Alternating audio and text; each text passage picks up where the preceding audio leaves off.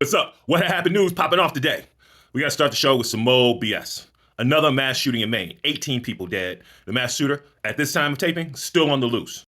Shooting suspect Robert Card went to several locations and killed 18 people, injured another couple dozen. The weirdest thing about America's epidemic with mass shootings is we really don't acknowledge it. Like, we're at 560 plus mass shootings in 2023 alone. We are going to exceed 2 mass shootings per day for this year. There's no movies, no TV shows. Every now and then there's like a news special talking about America's gun epidemic, but we don't address it like we address other shit. You know what I'm saying? We don't talk about it like they want to talk about carjackings, crime in inner cities, immigrants. You know, there's one party that will tell you the southern border is a nightmare for America, but they ain't got no answer for this American military professional having a mental break. And we have no laws that could prevent that or stop that right now. It's absurd.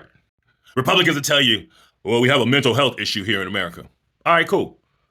At the same time they say we have a mental health issue, don't know if you know this, but just 2 days ago, what the Republicans passed, first bill they passed, a law that allows people with mental conditions, military people with mental conditions, to be able to get assault rifles easier, with less stress. They just passed that.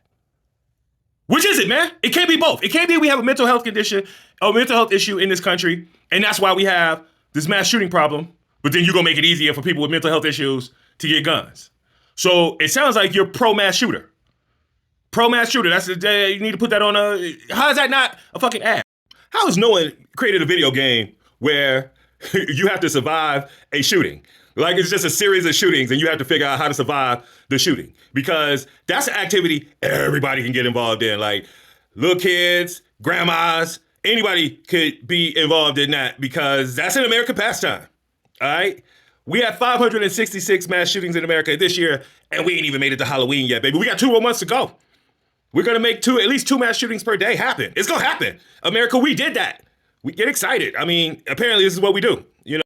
Welcome to America, home of mass shootings, crippling debt, and hypocrisy about fascism. It's cool when they do it. It's a problem when I do it. Fuck them.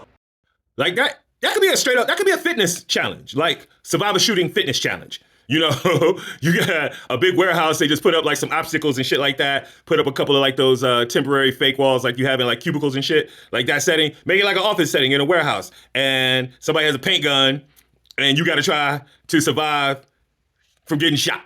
That's the workout, you know? If you get shot, then you gotta go do the regular workout, but if you can survive like an hour with a mass shooter, then, you know, that your blood pressure gonna be up. Your heart rate's gonna be up, you know what I'm saying? There's gonna be some running. Just one night of bowling, and out of nowhere, he just came in, and there was a loud pop. Thought it was a balloon. I had my back turned to the door. And as soon as I turned and saw it was not a balloon, he was holding a weapon, I just booked it down the lane, and I slid basically into where the pins are and climbed up in the machine and was on top of the machines for about 10 minutes until the cops got there. I don't know how to swim. I don't think you're supposed to. I'll be honest, my first take on this was like, there's nothing funny, you can't make fun about a bunch of people getting murdered. And no, you know what? America's reaction to mass shootings is to do absolutely fucking nothing. And so if that's our reaction to 566 mass shootings this year alone, I'm not about to act like we give a fuck. I'm not about to try to treat it like it's sacred, because it's not. Nobody cares. It's like when a mass shooting happens, and this shit is like we are NPCs in a video game. We fucking stop for a second, and then like a minute later, we just go back to our regular lives. Like a bunch of people didn't just get fucking savagely slaughtered for no fucking reason. If you see this and you say that you're offended by my take, I don't give a fuck. People who are offended by something, I mean, that's your feelings. But America on the whole, you can't tell me that America's offended. You can't tell me this isn't America, because if it wasn't, we'd change it. We'd stop it. We'd shut it the fuck down. But have we? Nah. We just keep watching this shit happen. It's not, as a matter of fact, I just saw news anchors talking about how mass shootings are so common that it has to be a high enough number for them to cover it nationally. Like, if it's a mass shooting, but it's only like 4 or 5 people that got killed, that shit might not make the national news coverage at all. It just happened. That's how it comes. That's why there's 566 of them, and you're like, it ain't been that many. I haven't seen that many. You haven't seen that many because it's so frequent that 4 or 5 people getting shot isn't that big a fucking deal anymore. It has to be double digits. Like, you got to put up NBA prospect numbers as a shooter to make the national news. And by doing that, I think they're encouraging motherfuckers to be better shooters. Like, What about cities like Chicago? You guys have shootings all the time. What about that? Yeah, it's been 11 years since Sandy Hook. It was just a year ago, a very, very affluent area just outside Chicago, Highland Park, had an attack on the 4th of July. Highland Park is an area where professional athletes and the wealthy of the Chicagoland area have lived for decades. I can't imagine a place that should be safer in the Chicagoland area. Hell, in most of America. Michael Jordan still has a house there, okay? A big, beautiful house with 23 on the gates. That's Highland Park.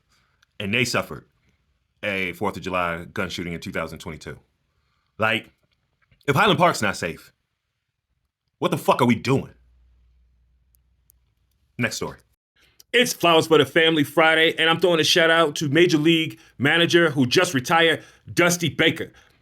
Dusty Baker, I'm throwing him shouts out for multiple reasons. I used to be a fan of the Chicago Cubs, no longer a fan of the Chicago Cubs, but I used to be a fan of the Chicago Cubs, and he was a manager when I was. He was okay.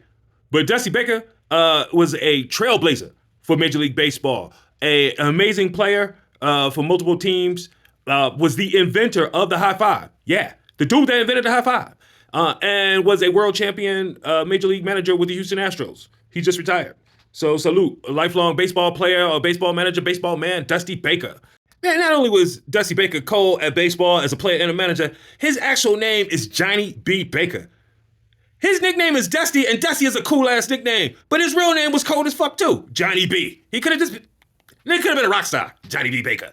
And that is the show for this week. Have a good weekend, baby. Take care of each other. Love each other. Put the fucking guns down. We appreciate all the views. We're getting them. They're moving up.